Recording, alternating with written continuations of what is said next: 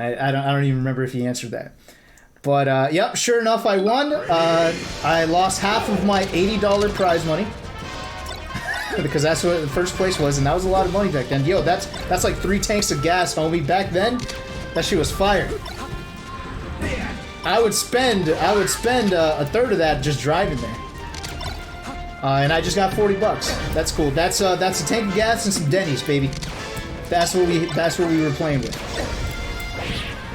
But anyways, Tavo, you see this man in the glasses right here? This man right here. This man right here. I think like if I had to name 5 people who I could credit for my success as a player, he's one of them. Right there, that guy right there. Because although he was a part of their crew, he wasn't a crony, right? He wasn't a crony. He wasn't no goddamn Ginyu, right? He was his own person. Is there anyone in the Ginyu Force who's their own person? Or are they all on Frieza's nuts? I forget. But anyways, this guy would...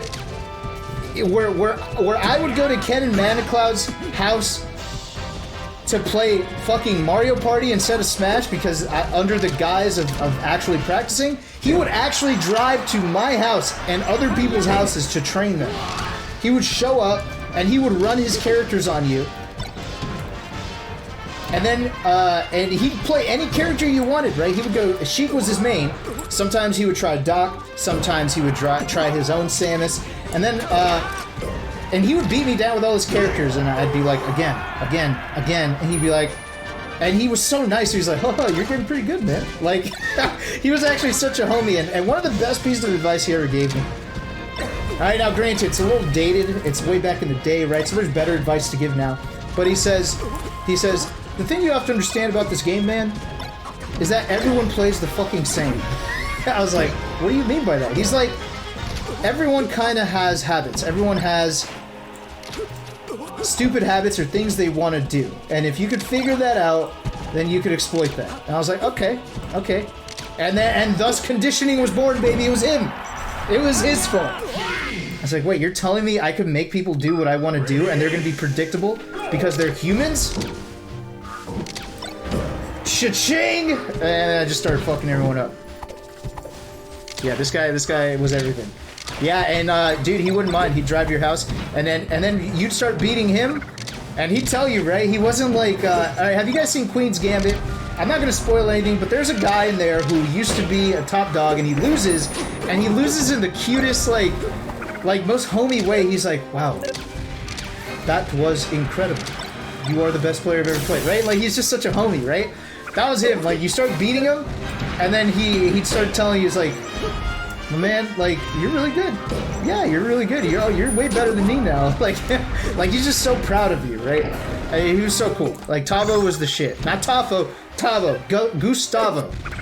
Tavo was his tag. He was the homie. He trained me. He trained DSF.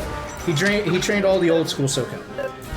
Pedro, I didn't get to know him very well. He was a Ganondorf player, but he was fucking cool. He was like a USC bodybuilder, so he had bigger plans than Melee, but he was just really good with Ganon. And he was also the guy who just didn't give a fuck about like their politics, right? He would just kind of like, dude, I'm a fucking like 6 foot, 300-pound behemoth of a man who lifts heavy weights for USC.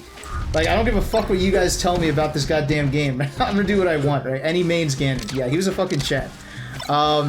His tag, you wanna know his tag? His tag was Flesh Eater.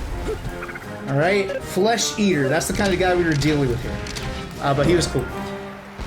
Yeah, so these 5 were part of the Elite 5. That was their first crew that I ever ran into. And they were all good. Like, I literally was watching Dragon Ball at the time, and I was like, dude, this is like the Ginyu Force, and I'm like Zarbon. And I'm gonna make it in. I'm gonna make it into the Ginyu Force. I'm gonna prove to Ken that I belong in the Ginyu Force. And then I got fucked up by his little sister. But, eventually, they're like, yeah, Hugs, you're pretty... Like, they would say shit like that, too. It was so funny and cringe. It's like, yeah, Hugs, you keep it up, you could be part of the Elite 5 one day.